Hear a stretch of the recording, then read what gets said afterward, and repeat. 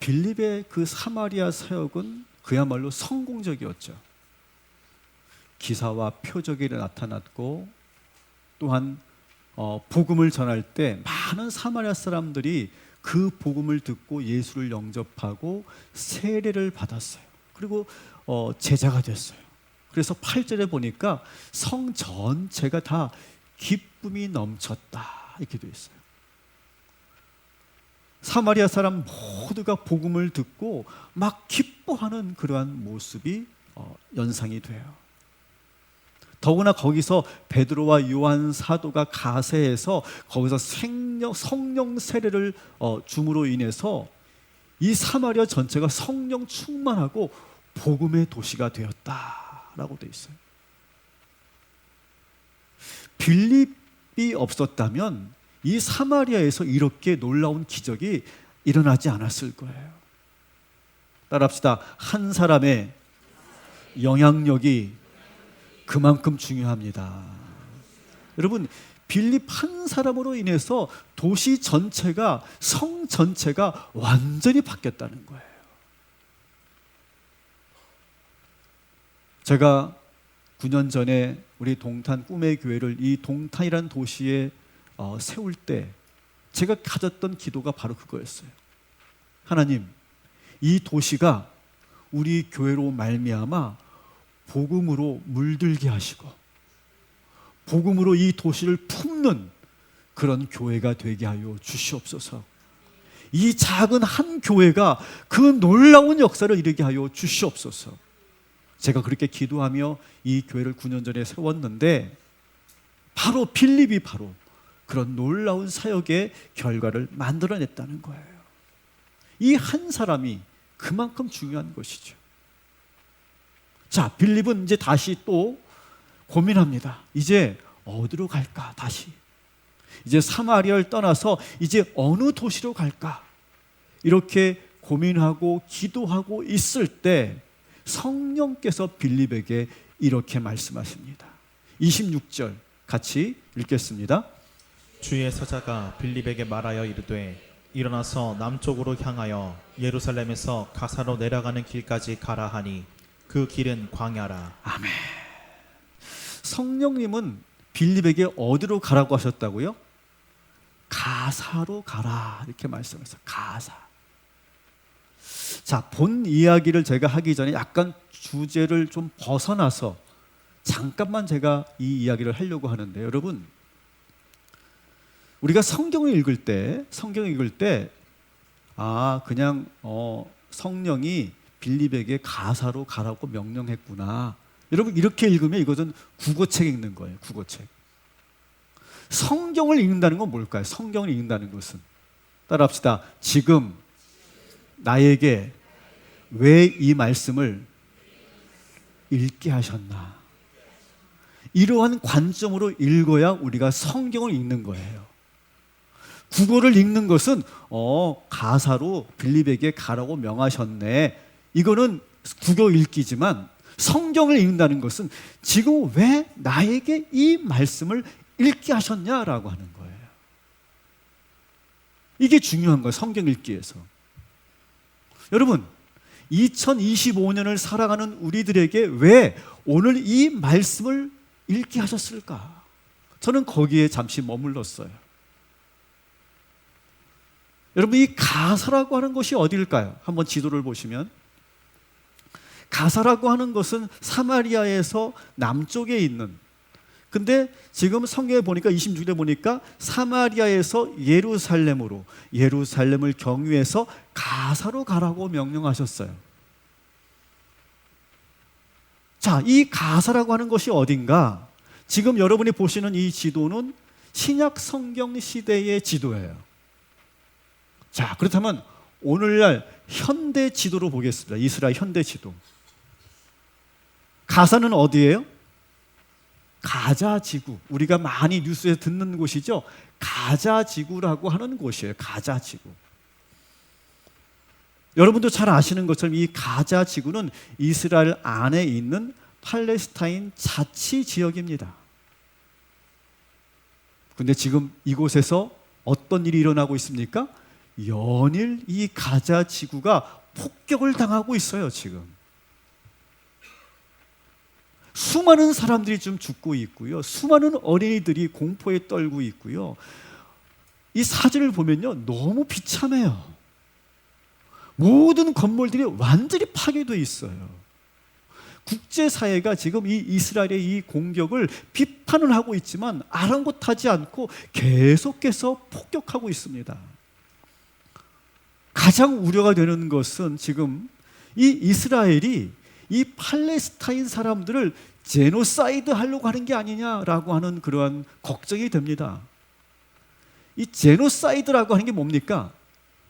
인종 멸절이에요. 한 민족을 완전히 멸절시키는 행위, 이것을 바로 제노사이드라고 합니다. 지금 이스라엘이 지금 그렇게 하려고 하는 계획이 아닌가? 1948년 유엔에서는요, 모든 회원국들과 이런 협약을 맺습니다. 제노사이드 방지 협약을 맺어요. 모든 회원국들이 거기에 다 사인을 했습니다. 이스라엘도 유엔 회원국으로서 이 협약을 잘 지켜야만 합니다. 그런데 지금 보면 이 제노사이드, 이 무시무시한 폭력을 지금 행하고 있어요. 우리 기독교인들이 좀 이렇게 혼란스러워하고 착각하는 그런 경향이 있어요. 제가 오늘 분명히 말씀드릴게요. 따라합시다. 성경 속 이스라엘, 현실의 이스라엘. 여러분, 이 두 나라는요, 다른 나라예요. 다른 나라. 우리가 성경에서 이스라엘 계속 보니까 지금 현실의 국가 이스라엘이 우리 우방이라고 생각하고 우리 편이라고 생각하는데, 여러분 그렇게 생각하시면 안 됩니다. 잘 구별해야 돼요. 현실 국가 이스라엘의 그 폭력성을 우리 기독교인들은 이 하나님의 사랑의 관점에서 분명히 비판해야 될 줄 믿습니다. 2025년 성령님께서 오늘 이 말씀을 읽게 하신 이유가 뭘까요? 우리가 비록 그 가자 지구로 갈 수는 없지만 빌립에게 가자 지구로 가라고 명령하셨던 것처럼 우리의 마음이 그 가자 지구로 가서 거기서 지금 고통받고 있고 완전히 폐허된 이 도시를 위해서 기도하라고 오늘 이 말씀을 주신 줄 믿습니다. 여러분, 이 사진을 보십시오. 어떻게 이렇게 만들어 놓을 수 있죠? 이 가자 지구에서 고통받고 있는 팔레스타인 사람들을 위해 여러분 한 주간 기도해 주시기를 주님의 이름으로 부탁드립니다. 자, 이제 본래 이야기로 돌아가도록 하겠습니다. 자, 주의 사자가 성령이죠. 성령께서 빌립에게 사마리아에서 예루살렘을 경유해서 가사로 가라고 명령하십니다. 다시 한번 지도를 보시면 예루살렘에서 가사까지는 약 80km 정도 떨어져 있는 곳이에요. 근데 이 예루살렘에서 가사로 가기 위해서는 반드시 어디를 경유해야 되냐면 네게부 사막을 가야 돼요. 여러분, 이 네게부 사막은 지금도 사람이 살 수 없는 곳이에요. 성령께서 갑자기 빌립에게 광야로 가라고 명령하신 거예요. 왜 성령님은 갑자기 빌립에게, 그렇게 많은 그러한 좋은 사역의 열매를 맺은 빌립에게 지금 광야로 가라고 하신 것일까? 때로는 우리가 인생을 살면서 우리가 광야에 들어갈 때가 많아요. 내가 스스로 들어갈 때도 있지만 하나님께서 우리를 그렇게 이끄실 때가 많이 있어요. 성령님께서는요, 예수님도 시험하시기 위해서 광야로 이끌어 가시죠. 예수님도 광야에 이끌림을 받고 성령의 이끌림을 받고 광야에서 시험을 받았어요. 우리 인생이 그럴 때가 참 많아요. 오늘 우리 유기현 집사가 오늘 이 예배를 참여했는데 제가 사실 그렇게 하나님께 물었어요. 하나님, 지금 이렇게 너무너무 예쁜 아기를 정말 9년 만에 하나님께서 주셔서 너무너무 기뻐하고 이 기쁨을 누려야 할 때 왜 하나님 이 병을 주신 겁니까?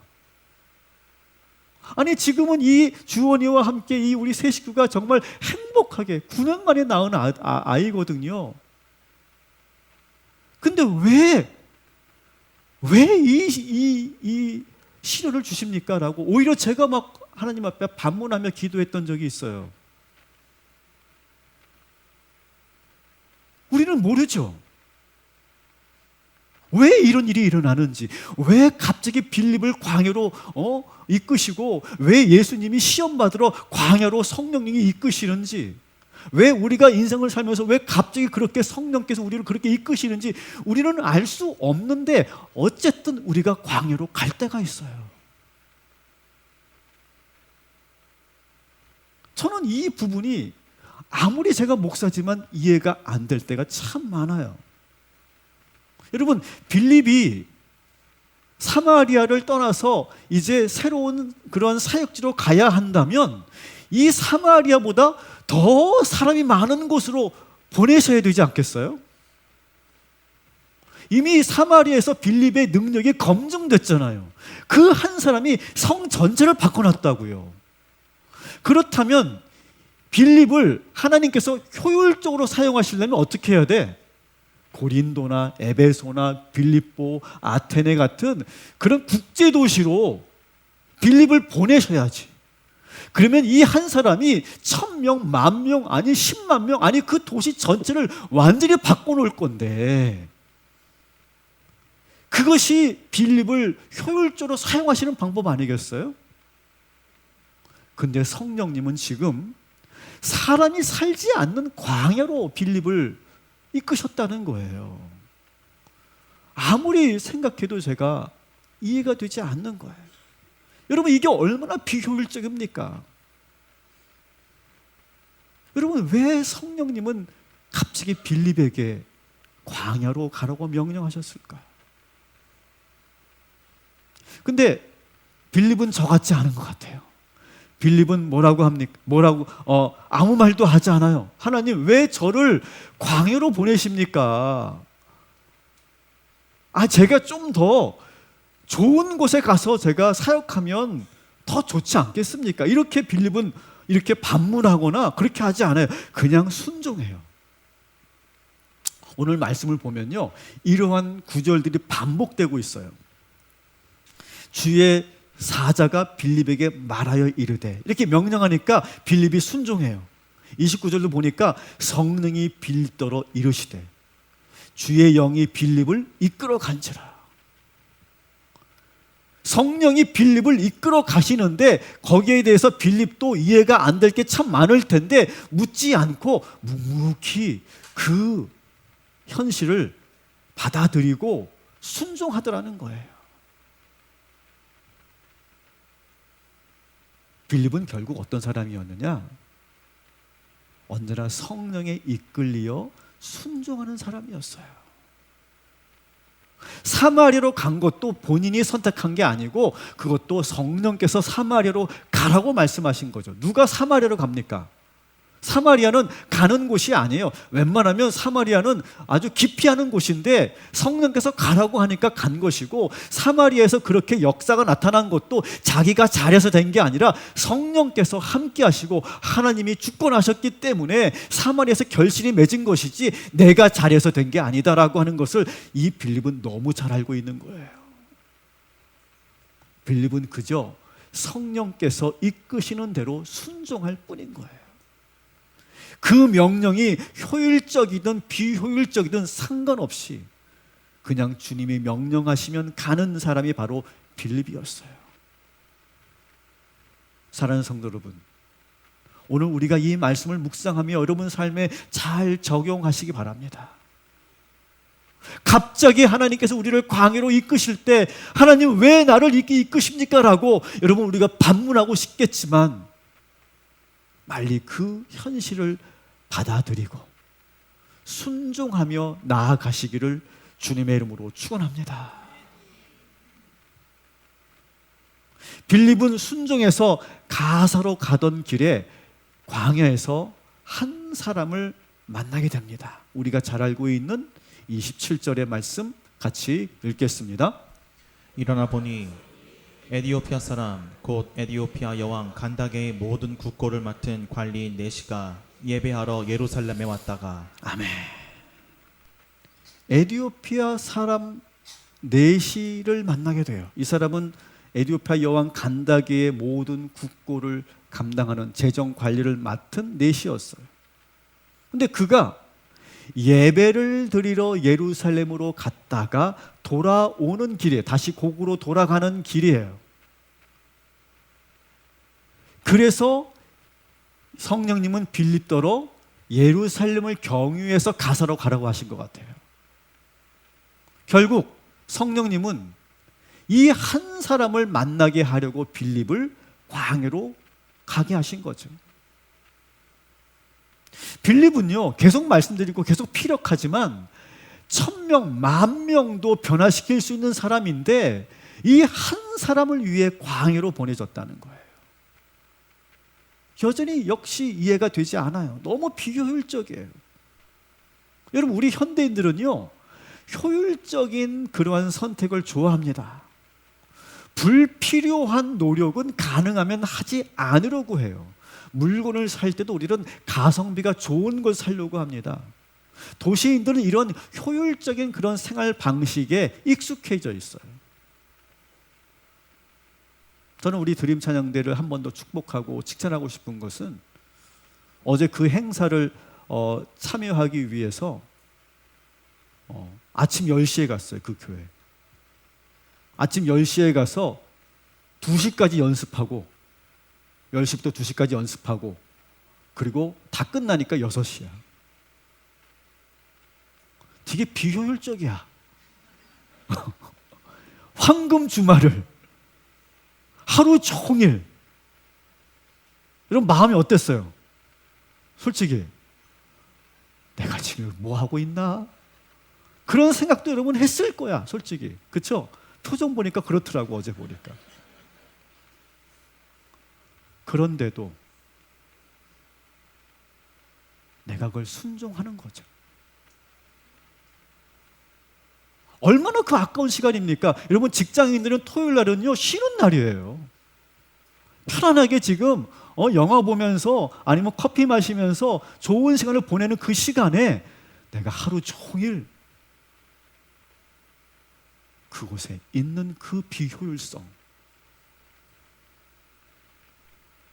근데 여러분, 우리 도시인들이 이렇게 너무 자연스럽게 하고 있는 이 사고방식, 이 효율적인 것이 항상 좋은 것만은 아니더라고요.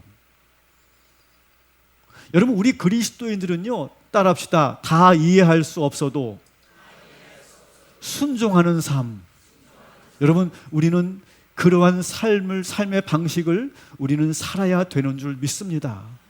그것이 가치 있는 일이라면 기꺼이 내가 희생할 수 있는 마음, 저는 그 마음으로 저는 우리 드림 찬양대가 갔다 왔다고 봐요. 여러분, 이렇게 우리가 순종할 때는요, 잘 몰라요. 왜 하나님이 나를 이 일을 맡기시는지, 왜 나를 이렇게 이끄시는지 우리는 처음에 몰라요.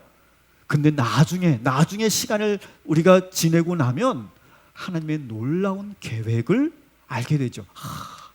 하나님이 이래서 나를 여기까지 인도하셨구나. 나를 이렇게 이끄셨구나. 나를 이렇게 광야로 가라고 명령하셨구나. 우리가 나중에 그것을 알게 될 줄 믿습니다. 그것이 우리 그리스도인들의 인생의 선택의 하나의 방법이어야 된다는 거예요. 여러분, 우리의 생각보다 더 깊고 더 높고 더 높은 그 주님의 그 명령을 신뢰하시고 아멘, 따라합시다. 아멘. 여러분, 그렇게 순종하시며 나아가시기를 주님의 이름으로 축원합니다. 자, 그런데 도대체 이 한 사람이 얼마나 중요하길래 그 빌립을 보내신 걸까? 이 에디오피아 네시를 한번 보도록 하겠습니다. 그는 유대인이 아니라 이방인이에요. 흑인입니다. 흑인. 그리고 그는 한 나라의 재정을 담당하는 고위 관리였어요. 근데 어떤 그 이유에서 하나님을 믿게 되었는지는 성경에 나와 있지 않아요. 누군가가 그에게 하나님의 말씀을 전했겠죠. 어쨌든 그 말씀을 듣고 이 내시가 하나님을 믿고 싶은 열망이 뜨거워졌어요.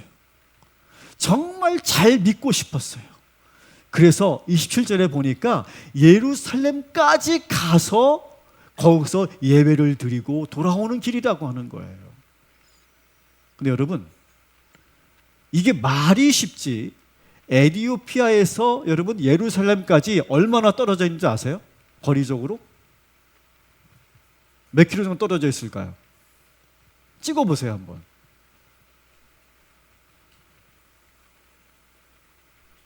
2,000km 정도 떨어져 있는 거예요. 2,000km. 여러분, 그 당시는 비행기도 없고 자동차도 없습니다. 기껏 말 타고 가거나 아니면 병거 타고 가는 거예요. 그러면 아마 2달, 3달 걸릴 수 있는 길이에요. 그래서 기껏 여러분 예루살렘으로 갑니다. 이 내시가 예루살렘으로 가면 이 내시가 거기 예루살렘 성전에 가서 예배를 드릴 수 있어요? 없어요? 못 드립니다. 그는 이방인이에요. 그는 이방인의 뜰에서 이렇게 구경만 하고 오는 거예요. 그냥 기도 잠깐 하거나. 더구나 이 사람은 어떤 사람이래요? 내시예요. 내시. 내시는 왕궁에서 거세당한 그런 남성이죠. 여러분 신명기 23장 1절에 보면 거세당한 남성은요 여호와 총회에 들어갈 수가 없어요. 그러니까 유대인들이 이 에티오피아 내시를 보고 환대할 리가 없다고요. 그토록 하나님의 말씀을 알고 싶어서 누군가에게 배우고 싶은데 그 어느 유대인도 이 내시에게 다가와서 그 말씀을 가르쳐 주지는 않아요. 31절에 보면 이렇게 되어 있어요. 대답하되 지도해 주는 사람이 없어서. 자기의 그 안타까움을 막 표현하고 있죠. 피력하고 있죠. 여러분, 유대교가 부흥할 수 없는 이유가 여기에 있어요. 여러분 생각해 보세요. 2,000km를 한 걸음에 달려와서 하나님을 예배하려고 하고 그리고 주의 말씀을 배우려고 하는 그 열망이 뜨거운 사람을 여러분 유대인들은 배척하고 있잖아요. 그러니까 교회가 잘 될 리가 없죠. 우리 교회에 내시가 왔다면 우리 박혜영 권사님이 꽉 잡았을 텐데. 그런 사람이 아무도 없는 거예요 지금.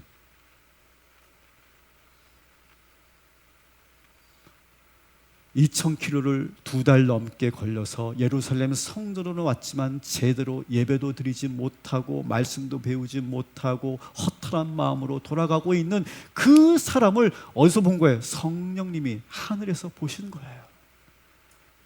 그래서 급하게 빌립을 거기로 가라고 명령하신 거죠. 29절 같이 읽겠습니다.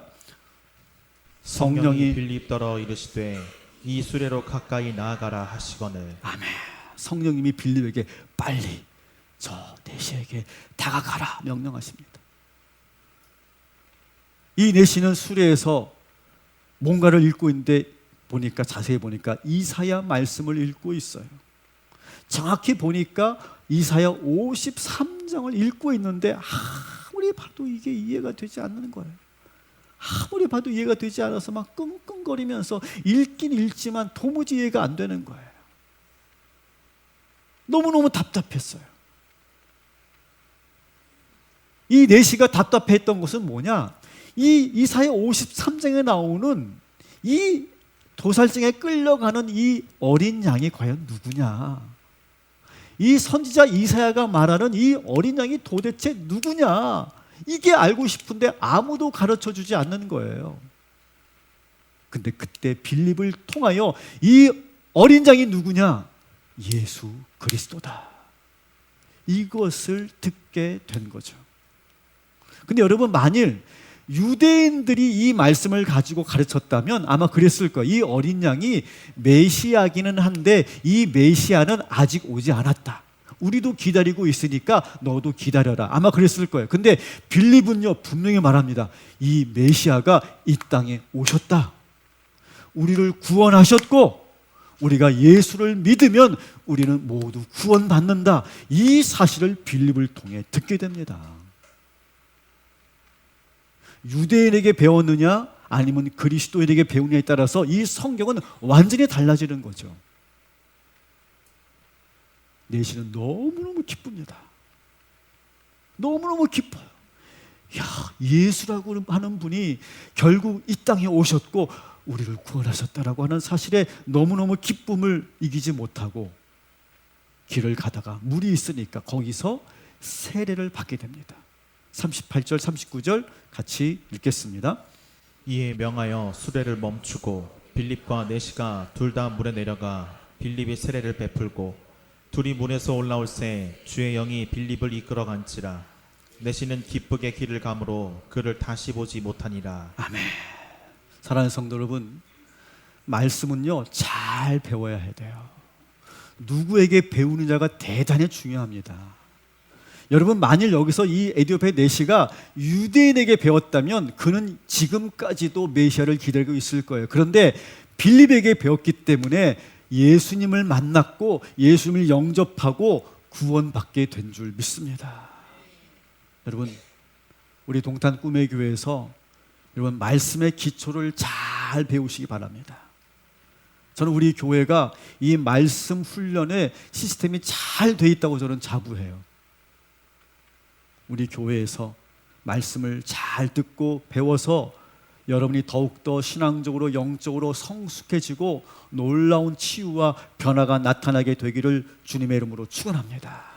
성령님은 바로 이 한 사람을 위해서 빌립을 보내신 거예요. 이것이 바로 뭐냐? 따라합시다. 하나님의 효율성, 하나님 나라의 효율성. 여러분, 이것은 세상의 효율성과는 완전히 다른 거죠. 10,000명에게 영향력을 끼칠 수 있는 빌립을 한 명을 위해서 보내시는 이 성령님의 효율성, 이것이 바로 우리가 오늘 이 시간 묵상하고 우리가 적용해야 될 말씀이에요. 자, 이렇게 빌립과 에디오피아 내시가 물에서 세례를 베풀고 세례를 받고 있습니다. 근데 이 말씀을 보니까 둘이 물에서 세례를 베풀 때 주의 영이 빌립에게 임했고, 그리고 에디오피아 내시아에게는 기쁨의 영이 임했다는 거예요. 빌립은 성령에 순종하여 따라가니까 성령께서 더 강력하게 임하셨고, 빌립의 세례와 말씀을 듣고 배운 이 에디오피아 내시는 기쁨이 충만했다는 거예요. 지난주에 우리 모든 성도들이 예배 끝나고 우리 부사역자들의 안수를 받고 이렇게 돌아가셨어요. 근데 제가 이렇게 보니까 안수 받으시는 분들이 다 이렇게 눈시울이 촉촉해지고, 어떤 분은 막 흐느껴 우시기도 하고, 어떤 분은 이렇게 환한 기쁨의 모습으로 돌아가시는 모습을 보면서 아마 저도 그랬고 아마 우리 부사역자들도 아마 뭔가 사역에 뿌듯함이 있었을 거예요. 빌립이 바로 그런 모습이죠. 성령에 순종하여서 이제 그 한 영혼을 위해서 최선을 다해 말씀을 전하고 세례를 베풀고 나니까 성령이 충만하게 임하고, 그리고 그 말씀을 들은 빌립의 말씀을 듣고 이제 기쁨이 충만해진 내시처럼 우리 모든 성도들이 오늘 이 예배를 마치고 돌아갈 때 기쁨으로 충만할 때 이 교회는 부흥하게 될 줄 믿습니다. 저는 우리 교회가 앞으로도 이렇게 선순환적인 교회가 되길 바라요. 교회 주의 종들은 한 영혼에게 최선을 다하고, 한 영혼 한 영혼 자꾸 효율적인 판단하지 않고 한 영혼 한 영혼에게 최선을 다하고, 그리고 그 영혼들은, 그 모든 성도들은 이 교회에서 은혜 받고 축복받고 말씀 훈련 제대로 받고 예배를 통해 하나님을 만나고 돌아가면서 기쁨이 충만한 교회, 우리 교회가 바로 그런 교회가 되기를 축복하고 그렇게 될 수 있도록 여러분 함께 해주시기를 부탁을 드립니다. 우리 교회에 우리 1:1 사역자들이 있어요. 최초의 1:1 사역이 뭐예요? 바로 이 빌립과 에디오피아 내시의 이 사역이죠. 직접 한 사람을 위해서 광야로 달려간 것처럼 오늘 우리 21분의 1:1 양육자가 지금도 보이지 않게 계속 양육을 하고 있어요. 매주 어떤 사역 보고를 하고 계시면서 매주 기도하고 있습니다. 아마 1:1 양육을 해보신 분들은 아시겠지만 한 주 한 주가 긴장일 거예요. 영적인 긴장일 거예요. 말씀을 준비하고 또 기도하고 또 충분히 준비했지만 막상 또 1:1로 만나면 영적인 어떤 그러한 교류가 있기 때문에 어느 때는 그 만남이 원활치 않을 때도 있고 또 어느 때는 정말 내가 말을 어눌하게 해서 나중에 끝나고 나면 막 이렇게 주눅들 때도 있고 막 그런 스트레스를 받으면서 이 1:1 양육을 하게 되거든요. 여러분들의 그 헌신과 수고가 하나님께서 기뻐하시고 여러분들을 통해 한 영혼이 놀랍도록 변화되는 역사가 나타나게 될 줄 믿습니다. 우리 셀 리더들도 마찬가지. 우리 셀 리더들이 여러분 그 셀 모임 하나 준비하기 위해서 얼마나 긴장하는지 몰라요. 제발 우리 셀 리더들과 헬퍼들이 문자 보내면 답도 좀 하시고. 답도 없어. 어떤 분들은 온다 간다 말도 없어. 그리고 온다고 해놓고 꼭 안 와. 그런 분들 회개하시고. 그래서 그 모임을 여러분 진행할 때 여러분 그게 뭐 저절로 되는 게 아니에요. 영적으로 정말 많이 긴장하고 끝나고 나면요 목사들도 그렇고 그런 1:1 사역자도 그렇고 또 셀리더도 그렇고 그 모임을 끝나고 나거나 예배를 끝나고 나면요 우리들은 완전 녹초가 됩니다. 육체가 힘든 게 아니라 마음적으로 긴장하기 때문에 그래요. 저는 그래서 우리 교구자님들과 셀 리더들이 저는 참 마음이 가더라고요. 여러분 우리 리더를 위해서 기도해 주시기 바랍니다. 그들에게 여러분 잘 따라 주시고 순종하여 주시고 그래서 우리 교회가 정말 그 건강한 리더들이 잘 세워지는 그런 교회가 되기를 주님의 이름으로 축복합니다. 이제 말씀을 마칩니다. 여러분 하나님의 효율성을 생각하십시오. 여러분의 효율성이 아니라 하나님의 효율성. 하나님께서 나를 왜 이렇게 이끄시는지 거기에 순종하고 지금 주어진 현실의 이 상황을 잘 받아들이시면서 신뢰하며 나아가시기를 주님의 이름으로 축원합니다.